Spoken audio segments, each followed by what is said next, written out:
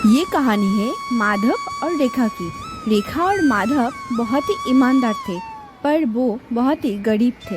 एक बार उनके गांव में एक भयंकर बीमारी आ जाती है और उनकी बेटी उसकी चपेट में आ जाती है। उनकी बेटी बहुत ही बीमार हो गई थी और उसको बचाना नामुमकिन होते जा रहा था। तभी रेखा अपने पति से कहती है, हे जी, अब क्या करें?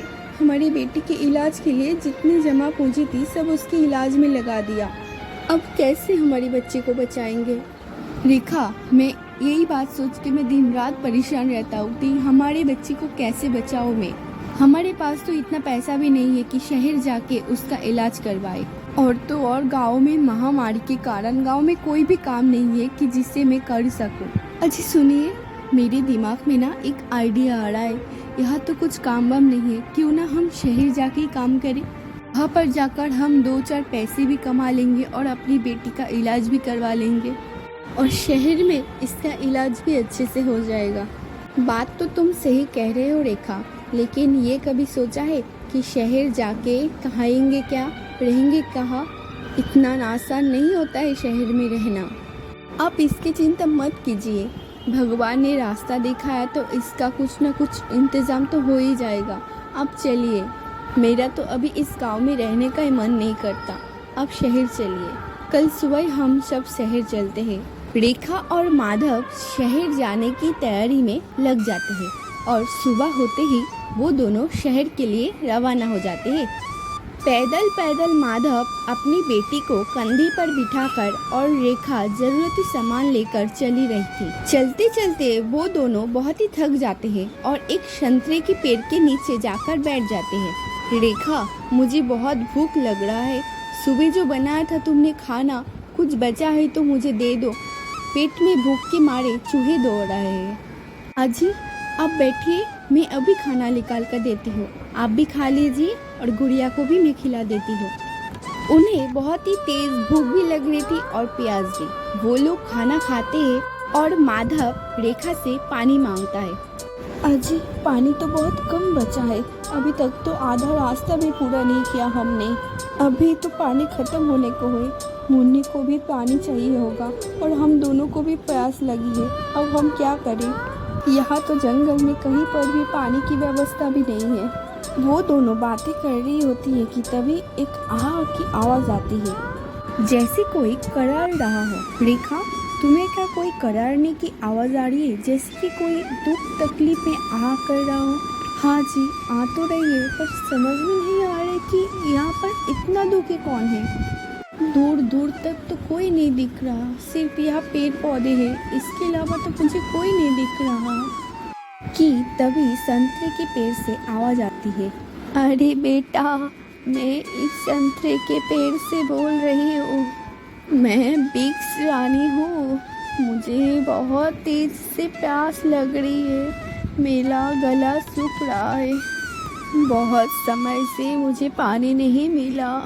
तुम दोनों मुझे 2 घूंट पानी पिला दो, नहीं तो मैं मर जाऊंगी।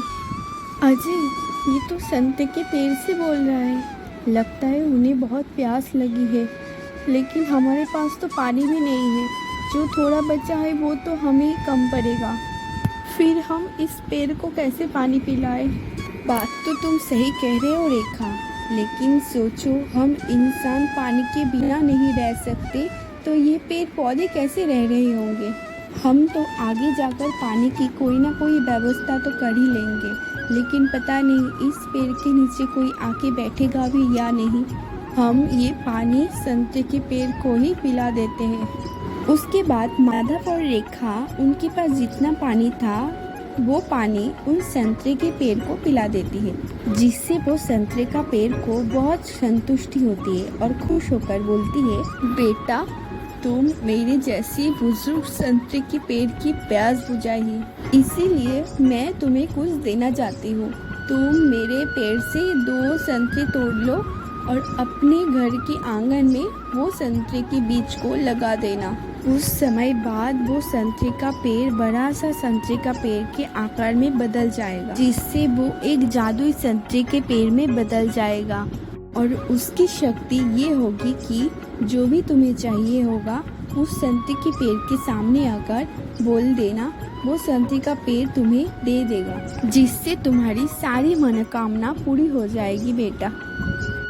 आपका बहुत बहुत शुक्रिया, पर हमने आपकी मदद किसी लालच में नहीं की। आपको प्यास लगी थी इसलिए आपको प्यास बुझाया। मैं जानती हूँ बेटा, तुम्हारे पास तो पानी भी नहीं थी और तो और तुम्हारे बेटा भी बीमार है, फिर भी तुमने मुझे पानी पिलाया।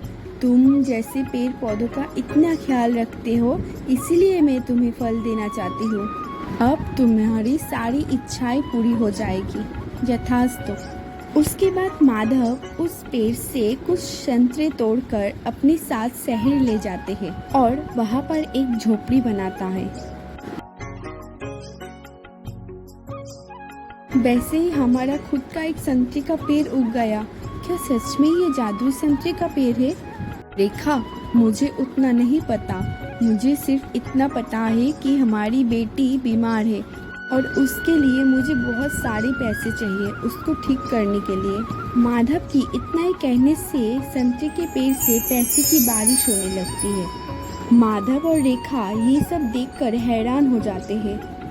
माधव सारा पैसा लेकर अपने घर के अंदर आते हैं। घर के अंदर आकर देखते हैं कि उनके बेटी पूरी तरह से अभी स्वस्थ है। पापा, मम्मी, देखो मैं बिल्कुल सही हो गई हूँ। हाँ जी, देखो ये सब उस जादुई संतरे का पेड़ का कमाल है। हमारी नेकी के कारण हमारी फूटी किस्मत भी आज बदल गई। उसके बाद माधव और रेखा ने उस संतरे के पेड़ से अपने लिए एक छोटा सा घर मांगा। तभी उस छोटी सी झोपड़ी के जगह एक आलीशान घर बन जाता है। उसके बाद रेखा माधव के लिए संतरे के पेड़ से एक काम मांगती है और उसके अगले दिन ही माधव का एक अच्छी जगह पे नौकरी लग जाती है। उनके जीवन बहुत ही अच्छे से व्यतीत होने लगा कि तभी माधव रेखा से कहता है, रेखा, हमारे संतरे के पेड़ ने तो हमारी सारी मनोकामनाएं पूरी कर दी, पर याद रखना, कभी भी मन में लालच नहीं करना।